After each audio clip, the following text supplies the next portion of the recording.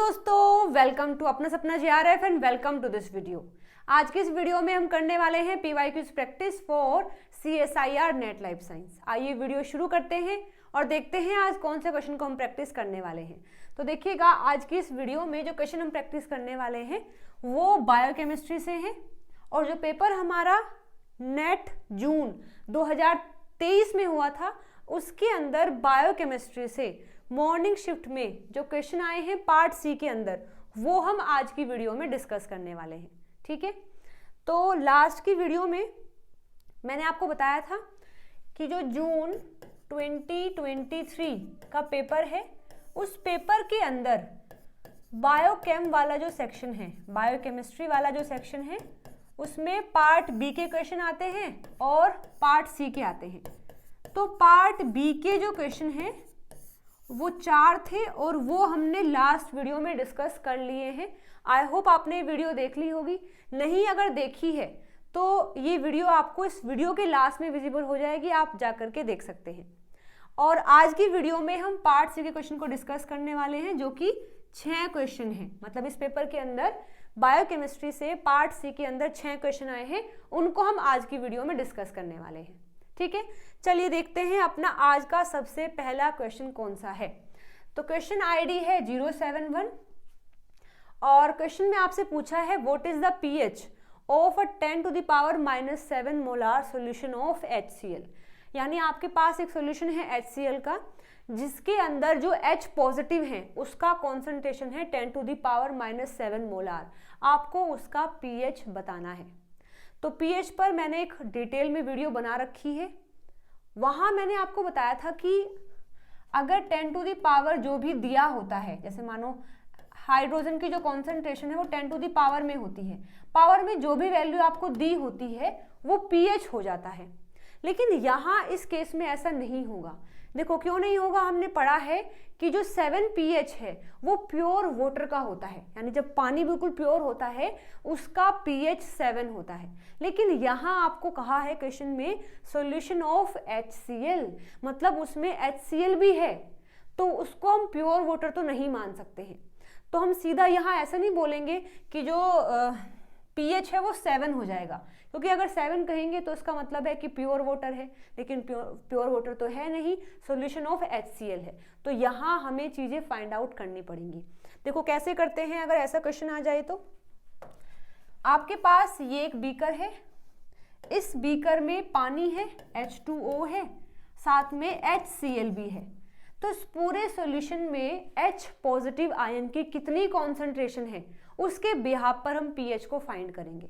आपको अगर पता है तो ठीक है, नहीं तो मैं बता देती हूँ। pH निकालने का फॉर्मूला होता है minus log of H positive, मतलब जितना भी H पॉजिटिव कॉन्सेंट्रेशन है उसका माइनस लॉग करेंगे तो pH की वैल्यू फाइंड आउट हो जाएगी।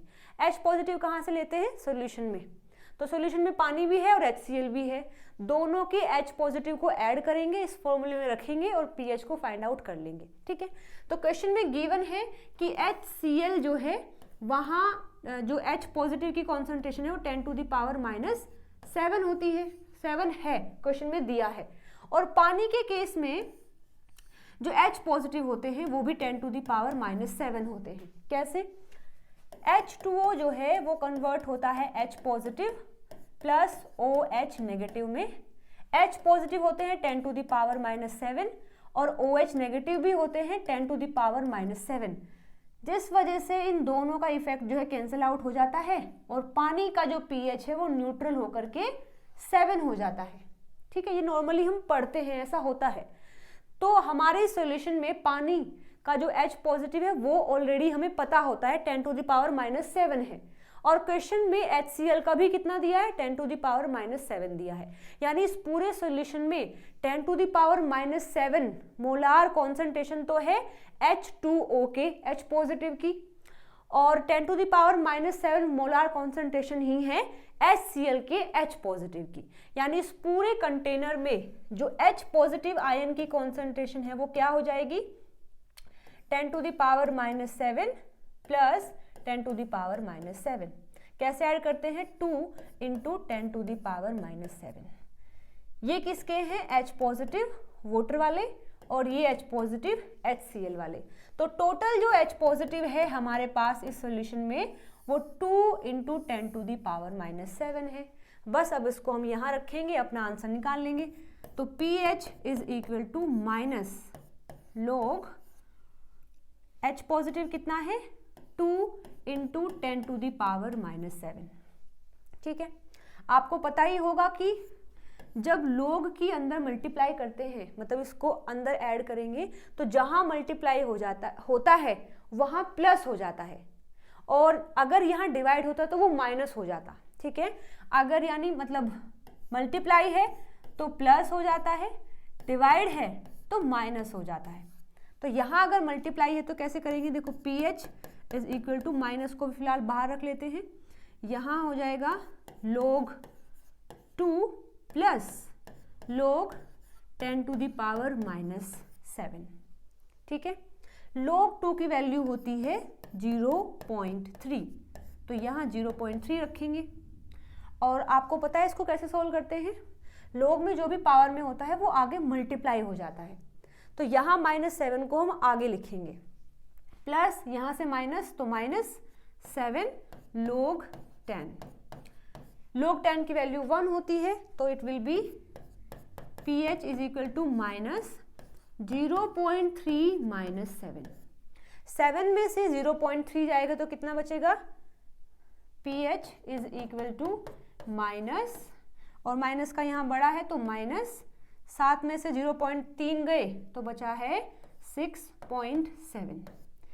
बाहर मल्टीप्लाई करेंगे तो pH इज इक्वल टू 6.7। तो 6.7 will be the pH of this solution. चलिए देख लेते हैं, ये हमारा सही आंसर हो जाएगा। ओके, चलिए आगे बढ़ते हैं नेक्स्ट क्वेश्चन पर। क्वेश्चन आईडी है 072। दिया है a polypeptide was subjected to following treatment with the indicated arrows. ठीक है, यहाँ आपसे पूछा है which one of the following represent the primary structure of the peptide. यानी कि आपके पास कोई भी एक पेप्टाइड है, इन चारों में से कोई भी हो सकती है, आइदर ये या फिर ये। आपको कैसे बताना है कि कौन सी है, इन ऑब्जर्वेशन के बिहाफ पर। यानी इनमें से जो भी है उसको जब मैंने ट्रीट किया एसिड से तो मुझे ये सीक्वेंस मिला है। अगर मैं इसको ट्रीट कर रही हूँ एमिनोपेप्टाइडेज M से तो कोई फ्रेगमेंट नहीं मिल रहा है, यानी कि ये जो पेप्टाइडेज है वो उस प्रोटीन को कट ही नहीं कर पाया है। अगर मैं इसको कार्बोक्सी पेप्टिडेज A और कार्बोक्सी पेप्टिडेज B से ट्रीट करती हूँ तो भी ये जो पेप्टाइडेज है ये उस प्रोटीन को कट नहीं कर पाए हैं, और यदि मैं उसको ट्रिप्सिन से कट करती हूँ तो मुझे ये सीक्वेंस मिले हैं। अब आपको बताना है कि इन चारों में से कौन सा पेप्टाइड होगा। ठीक है, हमारे पास कोई भी पेप्टाइड होती है, हमें उसका सीक्वेंस जानना होता है, तो हम उनको कट करके देखते हैं। तो कट करने के अलग अलग तरीके होते हैं, अलग अलग रिएजेंट्स होते हैं, पेप्टाइडेज होते हैं जो कि उसको कट कर सकते हैं। उसके बिहाफ पर हम बताते हैं कि उसकी स्ट्रक्चर कैसी होगी, कैसी रही होगी, ऐसे ही आपको यहाँ पर बताना है। ठीक है, तो देखिएगा, यदि किसी भी पेप्टाइड को हम एसिड से रिएक्ट करवाते हैं तो वहाँ फ्रेगमेंट नहीं बनते हैं, वहाँ अलग अलग अमाइनो एसिड बन जाते हैं। जैसे देखो, मानो मेरे पास जो है ये एक पेप्टाइड है जिसमें ये अमाइनो एसिड है, और यदि आप इसको ट्रीट करते हैं एसिड से तो वहाँ ऐसा नहीं होता है कि इतना फ्रेगमेंट एक में आ गया, इतना एक में आ गया, वो सबको अलग अलग कर देता है, लाइक दैट, इस तरीके से। मतलब ये सारे पेप्टाइड बॉन्ड को वो जो है ब्रेक कर देता है। तो यहाँ इस तरीके से अलग अलग हमें जो है मिल जाते हैं अमाइनो एसिड। सेम यहाँ पर भी देखो ऐसा ही हुआ है। ठीक है, तो इससे तो हम नहीं बता सकते कि कौन सा है, क्योंकि लगभग सभी में ये सीक्वेंस प्रेजेंट है, तो इसके बिहाफ पर तो हम नहीं बता पा रहे हैं कि कौन सा सीक्वेंस रहा होगा।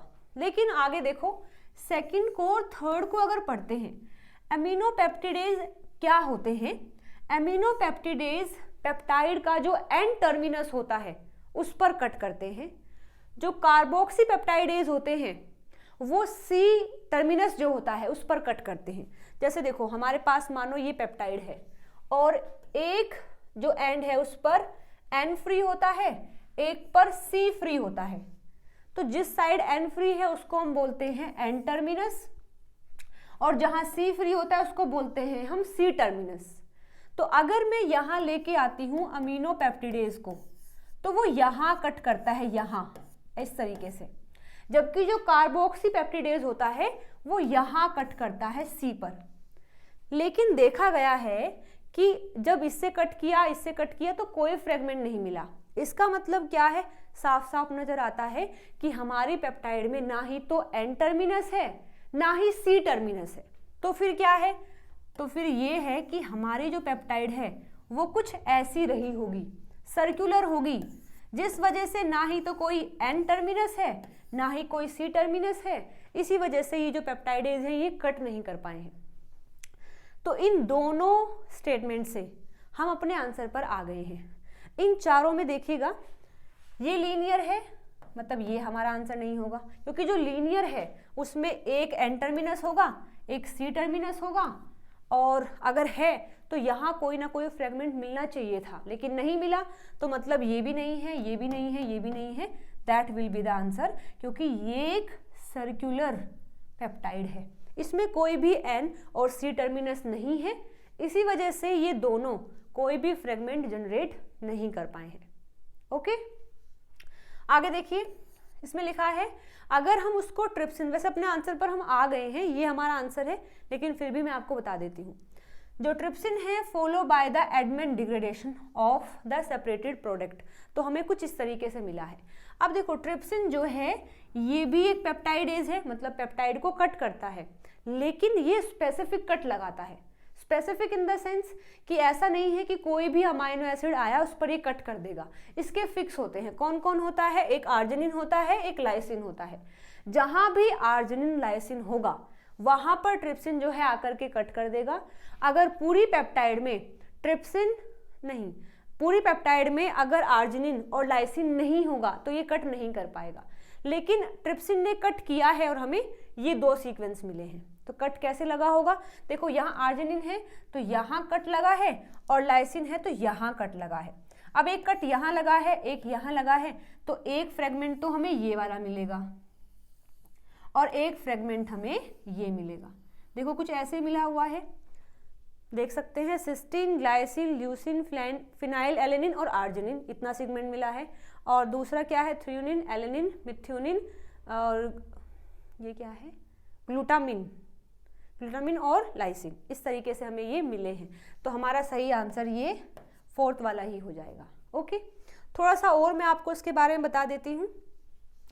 जो कार्बोक्सी पेप्टिडेज हैं और जो अमीनो पेप्टिडेज हैं, ये कहाँ कट करते हैं। देखो, कार्बोक्सी पेप्टिडेज कट करता है C टर्मिनस पर, जबकि अमीनो पेप्टिडेज जो है N टर्मिनस पर कट करता है। इनमें भी अलग अलग टाइप होते हैं, जैसे कि कार्बोक्सी पेप्टिडेज A होता है जो C टर्मिनस पर कट करता है, चाहे कोई भी अमाइनो एसिड हो छोड़ करके प्रोलिन, लाइसिन और आर्जिनिन। जैसे मानो तुम्हारे पास ये पेप्टाइड है और ये C टर्मिनस है, ये N टर्मिनस है। अगर मानो यहाँ आ गया प्रोलिन, तो जो कार्बोक्सी पेप्टिडेज A है वो कट नहीं कर पाएगा, या फिर यहाँ आ गया लाइसिन तो भी कट नहीं कर पाएगा, यहाँ आ गया आर्जिनिन तो भी कट नहीं कर पाएगा। इनसे अलग कोई भी हो तो ये कट कर देगा। ऐसे ही जो कार्बोक्सी पेप्टिडेज B होता है, ये कब कट करता है, यदि वहाँ आर्जिनिन और लाइसिन होगा तो ही कट करेगा।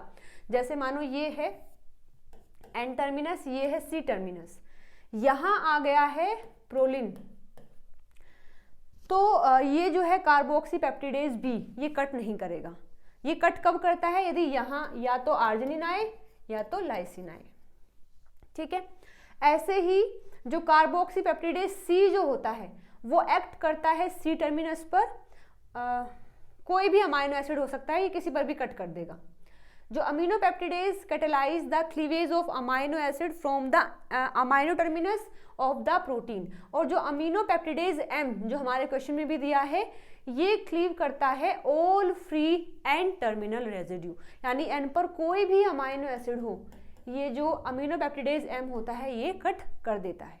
ओके तो देखो ये भी इंपॉर्टेंट चीजें हैं, डायरेक्ट भी क्वेश्चन यहाँ से आ जाता है कि कौन सा पेप्टाइडेज कौन से अमाइनो एसिड के होने पर या फिर ना होने पर कट करता है। ठीक है, आगे देखिए, जो ट्रिप्सिन होता है cleave the peptide bond between the carboxyl group of arginine या फिर lysine and the amino group of the adjacent amino acid. मतलब ये हुआ कि जैसे मानो ये अमाइनो एसिड है आर्जिनिन ARG, ये इसका C टर्मिनल है और यहाँ ये इसका N टर्मिनल है फॉर एग्जाम्पल, और क्या कहा है and the amino group of the adjacent amino acid, ये है। यहाँ मानो कोई और अमाइनो एसिड है, कोई भी हो सकता है, और ये क्या है, ये इसका N टर्मिनस है और ये C टर्मिनस है, यहाँ बॉन्ड बनता है। तो ये जो ट्रिप्सिन होता है ये पेप्टाइड बॉन्ड को कट करता है कार्बोक्सिल ग्रुप पर, यानी आर्जिनिन है देखो इधर, यहाँ भी कट कर सकता है यहाँ भी, लेकिन दोनों जगह नहीं करता है, ये कट करता है केवल यहाँ पर, यहाँ कट नहीं करेगा। ठीक है, ट्रिप्सिन जो है वो कट करता है आर्जिनिन के पास, लेकिन आर्जिनिन का भी जो C टर्मिनस होता है, C वाला जो पार्ट होता है वहाँ कट करता है, ऐसे ही लाइसिन के केस में होता है। ठीक है, तो ट्रिप्सिन के लिए हम ये दो रेजिड्यू जो है याद रखेंगे। जो एसिड होते हैं वो एक ऐसा तरीका है जो कि पेप्टाइड बॉन्ड को ब्रेक करके सारे अमाइनो एसिड को अलग अलग कर देता है, वो कोई फ्रेगमेंट नहीं देगा, वो अलग अलग अमाइनो एसिड देता है।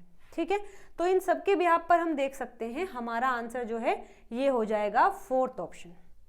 ओके, चलिए आगे बढ़ते हैं नेक्स्ट क्वेश्चन पर। क्वेश्चन आईडी है 073, दिया है consumption of untreated corn as the staple food cause the disease plagra. Pre-treatment of corn with CaOH2 prevent this disease.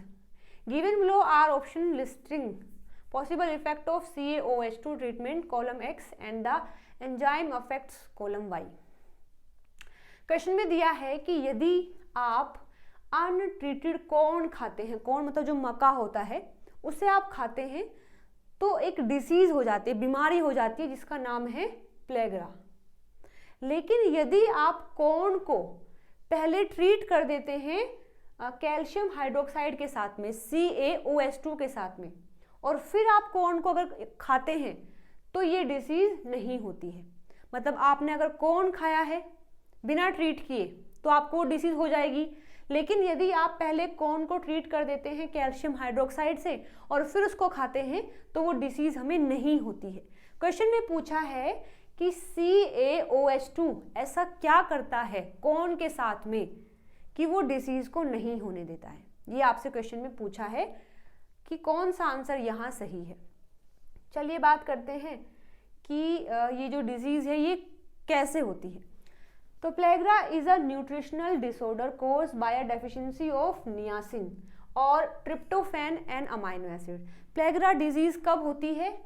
यदि हमारे अंदर नियासिन जो है यानी जो विटामिन B3 होती है उसकी कमी होने पर हमें ये डिसीज होती है, या फिर जो ट्रिप्टोफैन होता है, ट्रिप्टोफैन क्या है? एक अमाइनो एसिड है। हमारी बॉडी में या तो ट्रिप्टोफैन की कमी हो जाए या तो जो विटामिन B3 है जिसको नियासिन भी बोलते हैं, इन दोनों की कमी होने की वजह से हमें ये डिसीज प्लेग्रा हो जाती है। It is characterized by the 4D। 4D का मतलब क्या होता है? मतलब यदि ये डिसीज हो जाती है तो 4D की कमी हो जाती है, जैसे कि डायरिया हो जाता है, डर्मेटाइटिस हो जाता है, डेमेंशिया हो जाता है और डेथ भी हो सकती है। मतलब कि या तो डायरिया हो जाता है या तो डर्मेटाइटिस, ये एक डिसीज होती है जिसमें मतलब ये कंडीशन होती है जिसमें स्किन पर जो है रेड पैचेस बन जाते हैं। और डेमेंशिया क्या होता है कि हमारा जो ब्रेन है वो इंफॉर्मेशन को स्टोर करना बंद कर देता है, यानी आप चीज़ों को भूलने लगते हैं जल्दी जल्दी से, उसको बोलते हैं डेमेंशिया। और डेथ भी हो सकती है, यानी इस डिसीज में 4D होते हैं। डायरिया हो सकता है और डर्मेटाइटिस हो सकता है या फिर डेमेंशिया हो सकता है या फिर डेथ हो सकती है। ठीक है, नियासिन क्या है? एक विटामिन होती है, एसेंशियल न्यूट्रिएंट है, that is the precursor to nicotinamide adenine dinucleotide, जिसको NAD बोलते हैं। अब हमने कहा है कि अगर हमारी बॉडी में नियासिन की कमी हो जाती है तो ये डिसीज होती है। तो नियासिन ऐसा करता क्या है? नियासिन जो है NAD बनाता है। अब आपको पता है NAD का क्या रोल है? आपने पढ़ा ही होगा रेस्पिरेशन में। हम जब रेस्पिरेशन पढ़ते हैं तो उसमें ये जो NAD होता है या फिर NADP होते हैं, ये हाइड्रोजन को गेन कर लेते हैं और फिर आगे ATP बनाने में हेल्प करते हैं। अगर नियासिन नहीं होगा तो NAD नहीं होगा। NAD नहीं होगा तो बॉडी के अंदर जो सारी रिएक्शन चल रही हैं वो डिस्टर्ब हो जाती हैं। ठीक है, तो नियासिन क्या है? एक विटामिन है, एक एसेंशियल न्यूट्रिएंट है जो कि प्रिकर्सर है निकोटिनामाइड एडेनिन डाइन्यूक्लियोटाइड यानी NAD का and nicotinamide adenine dinucleotide phosphate यानी NADP का। NAD serve as a cofactor for the most enzyme that oxidize substrate and is itself reduced to the NADH। NAD क्या करता है? हमारे बहुत सारे एंजाइम के कोफैक्टर की तरह काम करता है। ठीक है, अब देखो आगे लाइम वाटर जो होता है कैल्शियम हाइड्रोक्साइड, ठीक है, यानी कैल्शियम हाइड्रोक्साइड को जब हम पानी में ऐड करते हैं तो उस पानी को लाइम वाटर बोला जाता है। Lime water makes the niacin nutritionally available and prevent the disease pellagra. यानी कॉर्न को यदि आप ट्रीट कर देते हैं कैल्शियम हाइड्रोक्साइड से तो वहां पर वो नियासिन को अवेलेबल कर देता है। ठीक है, मानो कॉर्न है उसमें नियासिन है, अगर आपने उसको कैल्शियम हाइड्रोक्साइड से ट्रीट नहीं किया है तो वो नियासिन जो है बाइंड फॉर्म में ही रह जाता है, बॉडी में रिलीज नहीं होता, जिस वजह से बॉडी के अंदर नियासिन की कमी हो जाती है और ये डिसीज हो जाती है। लेकिन यदि आप उस कॉर्न को ट्रीट कर देते हैं कैल्शियम हाइड्रोक्साइड से तो ये कैल्शियम हाइड्रोक्साइड नियासिन को फ्री कर देता है, बॉडी में रिलीज कर देता है, जिस वजह से उसकी कमी नहीं होती और ये डिसीज भी नहीं होती है। ठीक है, तो आई होप यहाँ तक बातें समझ आ गई हैं। अब मैच कर लेते हैं। कैल्शियम हाइड्रोक्साइड का क्या इफेक्ट होता है? तो ये रिलीज करता है विटामिन B3 को अपॉन CaOH ट्रीटमेंट। यदि हम किसी भी फूड को या फिर कॉर्न को ट्रीट कर देते हैं कैल्शियम हाइड्रोक्साइड से तो ये विटामिन B3 को रिलीज कर देता है। बिल्कुल सही बात है। Alkaline pH aids in the disease digestion, बिल्कुल नहीं। जो कैल्शियम है वो इम्प्रूव करता है बोन स्ट्रेंथ, ये इससे रिलेटेड नहीं है। प्रिवेंट करता है फॉर्मेशन ऑफ ROS, इससे भी रिलेटेड नहीं है। क्या इफेक्ट डालता है? किस एंजाइम पर इफेक्ट डालता है? तो activity of NAD dependent dehydrogenase, तो इनकी एक्टिविटी को अफेक्ट करता है। यानी अगर नियासिन नहीं है तो जो NAD पर डिपेंड करने वाले एंजाइम्स हैं उनकी एक्टिविटी अफेक्टेड होगी। तो यानी A का हो जाएगा थर्ड, A का थर्ड, यानी कि third option will be the right answer. ये हमारा सही आंसर हो जाएगा इस क्वेश्चन के लिए। ओके, चलिए बढ़ते हैं आगे। क्वेश्चन आईडी है 074, दिया है aspartate ASP is an amino acid with the structure NH2CH CH2 COOH COOH। ये जो है एस्पार्टेट की स्ट्रक्चर है। Given below are biosynthetic process occurring in cells, which one of the following option correctly represent all the biosynthetic process whereas aspartate is involved as a precursor। यहाँ आपको 4 process दी हैं और पूछा है चारों में से किस किस के अंदर एस्पार्टेट का इन्वॉल्वमेंट होता है। तो एस्पार्टेट क्या है? एक स्टैंडर्ड अमाइनो एसिड है, यानी कि जिसकी हेल्प से हमारे अंदर प्रोटीन बनते हैं। तो जो फर्स्ट प्रोसेस है दैट इज प्रोटीन सिंथेसिस, तो ये एस्पार्टेट से होती है, तो ये बात तो सही हो जाएगी। एक बार डी को देखिए, ग्लूटाथायोन सिंथेसिस। क्या ग्लूटाथायोन सिंथेसिस में एस्पार्टेट का रोल होता है या नहीं होता है? इसको जानने के लिए हमें पता होना चाहिए ग्लूटाथायोन होता क्या है। ग्लूटाथायोन एक ऐसा पेप्टाइड है जो कि केवल 3 अमाइनो एसिड से मिलकर के बना है, जिसको हम ट्राईपेप्टाइड बोलते हैं। तो देखो यहाँ पर एक होता है ग्लूटामेट, एक होता है सिस्टीन, एक होता है ग्लाइसिन। इन तीनों अमाइनो एसिड से मिलकर के ये ग्लूटाथायोन बनते हैं। आप देख सकते हैं यहाँ कहीं पर भी एस्पार्टेट नहीं है, तो मतलब ये हुआ कि जो एस्पार्टेट है is not involve in the glutathione synthesis, तो ये आंसर नहीं होगा। ए है, डी नहीं है, ए है, डी नहीं है, तो ये जो है गलत हो जाएगा। हमें बात करनी है इन तीनों में से। तो देखो आगे दिया है de novo synthesis of inosine monophosphate and orotic acid, और synthesis of adenosine monophosphate from the inosine monophosphate. यहाँ देखते हैं कि रोल है या नहीं है। तो देखिए सबसे पहले जो एस्पार्टेट होता है, एस्पार्टेट से रिएक्शन होकर के बनता है इनोसिन मोनोफॉस्फेट या फिर ओरोटिक एसिड बनता है, और फिर इस इनोसिन मोनोफॉस्फेट से बनता है एडिनोसिन मोनोफॉस्फेट, यानी कि AMP बनता है IMP से, और ये IMP बनता है एस्पार्टेट से। तो हम ये कह सकते हैं कि एस्पार्टेट का रोल जो है यहाँ पर होता है। आप देख भी सकते हैं ये प्यूरिन जो हमारा DNA होता है उसमें जो बेस होते हैं, प्यूरिन होता है, पैरिमिडीन होता है, उनकी जो रिंग बनती है वहाँ पर एस्पार्टेट का रोल होता है। जो प्यूरिन की रिंग है उसमें जो N1 है, ये वाला जो नाइट्रोजन है, ये एस्पार्टेट से ही आता है, ठीक है। और पैरिमिडीन में जो यहाँ दिया है कि जो N1 है यानी कि दिस वन, C4 है और C5 है और C6 है, ये चारों ही जो कंपाउंड है ये एस्पार्टेट से आते हैं। तो मतलब हम बोल सकते हैं कि यहाँ पर एस्पार्टेट का इन्वॉल्वमेंट होता है। तो देखिए डीनो सिंथेसिस करना है अगर हमें इनोसिन मोनोफॉस्फेट का या फिर ओरोटिक एसिड का, तो एस्पार्टेट का इस्तेमाल होता है।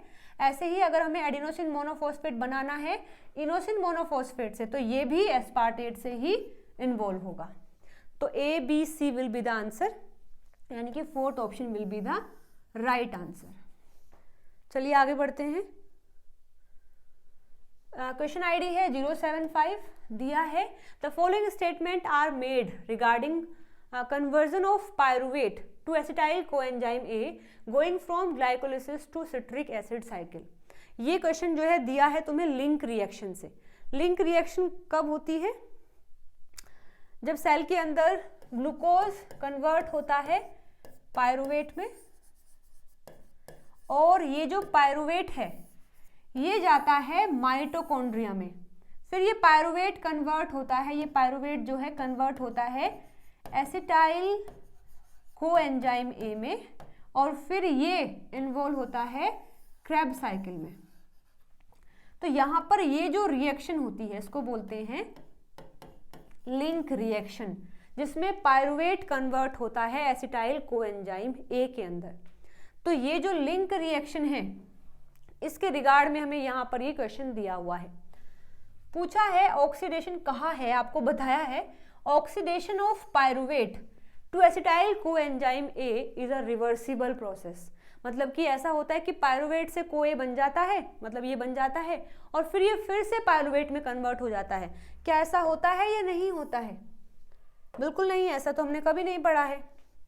देखो, the link reaction of respiration is the conversion of pyruvate into acetyl coenzyme A। This reaction is also known as pyruvate decarboxylation और पायरुवेट ऑक्सीडेशन। इसमें होता क्या है, पायरुवेट जो है वो कन्वर्ट हो जाता है एसिटाइल कोएंजाइम A में। पहले कन्वर्ट होता है एसीटेट में, मतलब पायरुवेट जो है उसमें 3 कार्बन होते हैं, 3 में से 1 कार्बन निकल जाता है बाहर, जिसको हम बोलते हैं D carboxylation in the form of CO2।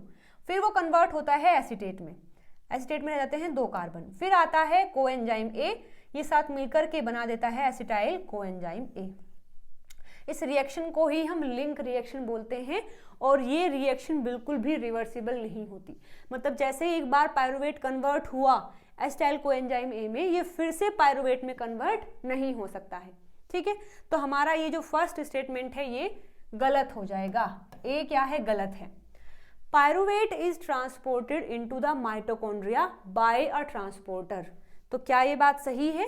यानी कि ये माइटोकॉन्ड्रिया है, जब ये पायरुवेट अंदर जाता है तो यहाँ कुछ ट्रांसपोर्टर लगे होते हैं जो पायरुवेट को अंदर लेके जाते हैं। ये बात बिल्कुल सही है। जैसे देखते हैं इस डायग्राम में, यहाँ देखिए ग्लूकोज है, ग्लाइकोलिसिस हुआ तो पायरुवेट बना है। अब ये पायरुवेट जो है माइटोकॉन्ड्रिया के अंदर जाता है with the help of this transporter MPC, यानी माइटोकॉन्ड्रिया पायरुवेट कैरियर होते हैं जो पायरुवेट को जो है अंदर लेके आते हैं, जिसको हम MPC बोलते हैं। तो ये बात बिल्कुल सही है कि पायरुवेट माइटोकॉन्ड्रिया के अंदर जाता है with the help of transporter. तो B सही हो जाएगा। Pyruvate is carboxylated by pyruvate dehydrogenase. बिल्कुल गलत स्टेटमेंट है। कार्बोक्सिलेटेड का मतलब होता है कि पायरुवेट में कार्बन को ऐड किया गया है। क्या ऐसा हुआ है? हमने अभी अभी देखा है कि पायरुवेट से CO2 निकलता है, ना कि ऐड होता है। जब CO2 निकला है तो मतलब डी कार्बोक्सिलेशन हुआ है, ना कि कार्बोक्सिलेशन। तो ये स्टेटमेंट जो है गलत हो जाएगी कि पायरुवेट का कार्बोक्सिलेशन हुआ है, ये गलत है। Acetyl lipoamide react with coenzyme A to form acetyl coenzyme A. ये जो लिंक रिएक्शन होती है, इसे करवाने के लिए एक एंजाइम होता है जिसको बोलते हैं पायरुवेट डीहाइड्रोजिनेज। मतलब ये जो पूरी रिएक्शन हुई है, ये एक एंजाइम ने करवाई है जिसका नाम है पायरुवेट डीहाइड्रोजिनेज। और ये जो है एक मल्टी सब यूनिट एंजाइम है, मतलब उसके पास 3 सब यूनिट होती हैं जो मिल करके ये सारा काम करवाते हैं। इनके बारे में भी एक बार देखना पड़ेगा क्योंकि क्वेश्चन में आया है यहाँ से। तो देखो, सबसे पहले ये है हमारे पास पायरुवेट। पायरुवेट से हमें एक CO2 निकालना है, तो सबसे पहले आता है TPP, थायमिन पायरोफोस्फेट, जो कि पायरुवेट डीहाइड्रोजिनेज मतलब एंजाइम है। इसकी 3 सब यूनिट है, इसको बोलते हैं E1, इसको बोलते हैं E2, इसको बोलते हैं E3। ठीक है। तो ये जो E1 होता है, इसमें जैसे ही यहाँ से CO2 निकलता है तो ये पायरुवेट कन्वर्ट हो जाता है एसिटाइल में, और यहाँ इस पे ऐड हो जाता है TPP। ये देखो ऐड हो गया है, ये बन गया है एसाइल TPP। तो ये E1 ने किया है। E1 ने क्या किया है? यहाँ से डिकार्बोक्सिलेशन करवा दिया है। इसके बाद फिर आता है E2 आता है। ठीक है। E2 क्या करता है? ये लिपोएट से बना होता है, जिसमें यहाँ लिपोइल एसिड होता है जो एसाइल TPP से जुड़ करके एसाइल लिपोलेट बन जाता है। ठीक है। यहाँ ये बनने के बाद फिर से क्या करता है? इसको रिड्यूस कर देता है, यानी यहाँ SS थे, अब यहाँ SH आ जाता है, और फिर ये जो एसिटाइल है मतलब अलग हो जाता है, और यहाँ कोएंजाइम आकर के इससे जुड़ जाता है, एसिटाइल कोएंजाइम ए ये बन जाता है। यहाँ पर ये रिड्यूस हुआ था, ये फिर से मतलब हो जाता है ऑक्सीडाइज, और जो FAD है उसको कर देता है रिड्यूस FADH। फिर ये फिर से ऑक्सीडाइज होता है, और जो NAD है उसको फिर रिड्यूस करके NADH बना देता है। तो ये पूरी रिएक्शन जो है साथ में चल रही होती है। तो यहाँ हमसे ये जो स्टेटमेंट है, देखो इसमें क्या कहा है कि जो एसिटाइल लिपोएमाइड रिएक्ट करता है कोएंजाइम ए से और बनाता है एसिटाइल कोएंजाइम ए। हमने ऐसे तो पढ़ा है, देखो यहाँ पर ये जो लिपोएमाइड है ये जुड़ता है कोएंजाइम ए से और बना देता है एसिटाइल कोएंजाइम ए। तो ये बात बिल्कुल सही है, ये स्टेटमेंट जो है सही हो जाएगा। अब ई में क्या लिखा है? द फ्लेवोप्रोटीन यानी FAD वाला पार्ट जो है डाईहाइड्रोलिपोइल डीहाइड्रोजिनेज यानी जो E2 वाला पार्ट है, E3 वाला है, E2 है, containing the flavin adenine dinucleotide यानी FAD is involve in conversion of pyruvate to acetyl coenzyme A. तो ये बात भी बिल्कुल सही है कि फाइनल जो रिएक्शन होती है जिसमें पायरुवेट कन्वर्ट होता है एसिटाइल कोएंजाइम ए में, वहां पर इस प्रोटीन का भी मतलब इस पार्ट का भी रोल होता है। तो ये भी सही हो जाएगा, यानी यहाँ B सही है, D सही है और E सही है। BDE यानी 4th option will be the right answer. Okay, चलिए आगे देखते हैं। क्वेश्चन है, क्वेश्चन ID है 076। यहाँ आपको कॉलम X में दिया है एंजाइम की प्रॉपर्टीज और कॉलम Y में दिया है उनका एक्सप्रेशन, मतलब उनको हम कैसे फाइंड आउट कर सकते हैं। मैच करके बताना है कौन सा ऑप्शन सही है। तो पहले पूछा specific activity, turnover number, Michaelis constant and catalytic efficiency. क्या मतलब होता है इनका? हमने इनको डिटेल में पढ़ा हुआ है एंजाइम वाले टॉपिक के अंदर। आपने अगर पढ़ा है तो बहुत अच्छी बात है, आप इस क्वेश्चन को कर सकते हैं। नहीं अगर पढ़ा है तो आप उन वीडियोस को देख करके इस टॉपिक को अच्छे से पढ़ सकते हैं, क्योंकि this is one of the most important topic in biochemistry. ठीक है, देखिए माइकलिस मेंटेन कांस्टेंट जो होता है जिसको हम Km बोलते हैं, is the concentration of substrate that allows an enzyme to achieve half of its maximum activity. It is an inverse measure of affinity and it is independent of enzyme concentration. यानी Km क्या होता है? Km substrate की वो condition है या फिर वो कॉन्सेंट्रेशन है जिस पर वेलोसिटी मैक्सिमम वेलोसिटी की हाफ हो जाती है। जैसे मानो कोई भी एंजाइम है और उसकी मैक्सिमम वेलोसिटी 100 है, ठीक है, मतलब कि कोई भी एंजाइम है वो मैक्सिमम कितना काम कर सकता है? 100 कर सकता है। तो सबस्ट्रेट की वो कंसंट्रेशन जिस पर उसकी वेलोसिटी 50 हो जाती है उसको हम Km बोलते हैं। तो Km क्या है? सबस्ट्रेट का कॉन्सेंट्रेशन है, यानी सबस्ट्रेट का वो अमाउंट है जिस पर वेलोसिटी मैक्सिमम वेलोसिटी की हाफ हो जाती है, उसको हम Km बोलते हैं। फॉर्मूला क्या होता है? Vmax का हाफ हो गया है वेलोसिटी, मतलब Km जिस पर वेलोसिटी Vmax की हाफ हो जाती है उसे हम Km बोलते हैं। चलिए मैच कर लेते हैं एक बार।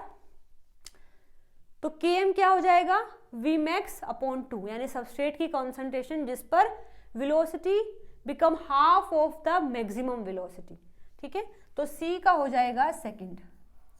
C का सेकंड हमें दिया है अपने दो ऑप्शन में, यानी हम इन दोनों को तो कट कर सकते हैं। आगे देखते हैं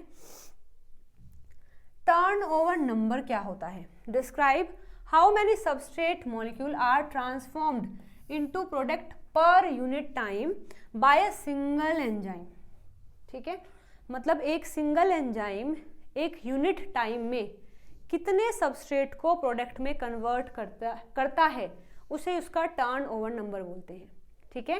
यानी एक एंजाइम है, वो एंजाइम किसी पर्टिकुलर टाइम में कितने सबस्ट्रेट को प्रोडक्ट में कन्वर्ट कर देता है उसे उसका टर्न ओवर नंबर बोलते हैं।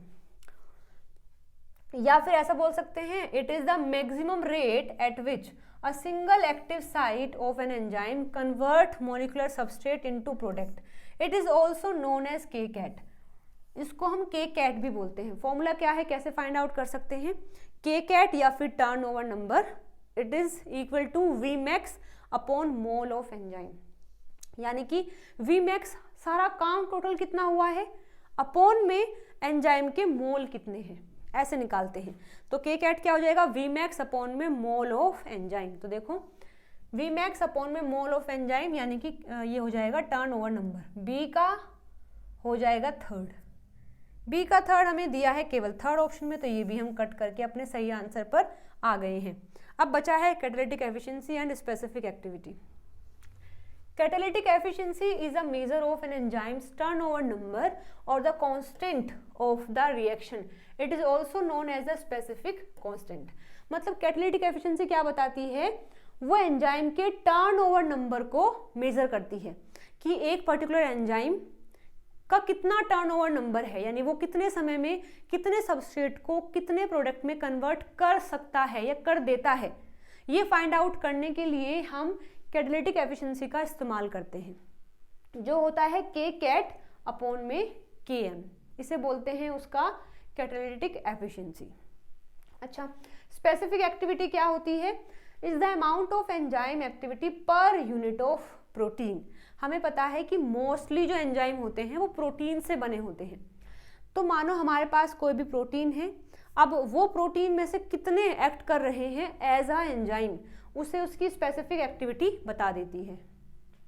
It is measure of enzyme catalytic efficiency and used to know the purity of enzyme preparation. मतलब हमने किसी प्रोटीन से अगर एंजाइम बनाना है मॉडिफाइड करके, तो वो हम देखते हैं कि सबस्ट्रेट हमने डाल दिया है, अब कितना प्रोडक्ट बना है, इस बिहाफ पर हम बताते हैं कि जो प्रोटीन है उसमें से कितना एक्ट कर रहा है एज अ एंजाइम की तरह, ठीक है। इसको निकालने का फॉर्मूला है Vmax अपॉन में प्रोटीन का कॉन्सेंट्रेशन, ठीक है। अगर Vmax करके मोल ऑफ एंजाइम आ जाते हैं तो वो होता है टर्नओवर नंबर, लेकिन Vmax अगर हम फाइंड आउट कर रहे हैं प्रोटीन की कॉन्सेंट्रेशन से तो वो हो जाता है स्पेसिफिक एक्टिविटी। चलिए मैच कर लेते हैं। तो Vmax अपॉन में प्रोटीन का अगर कॉन्सेंट्रेशन है तो this is called specific activity, यानी A का हो जाएगा फोर्थ।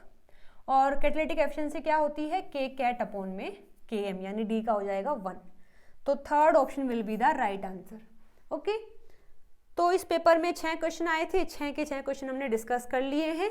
आई होप आपको ये वीडियो पसंद आई होगी। अभी भी अगर किसी भी क्वेश्चन में कोई डाउट है तो आप कमेंट करके मुझसे पूछ सकते हैं। चलिए मिलते हैं अगली वीडियो में नए क्वेश्चंस के साथ में। Till then bye bye, take care.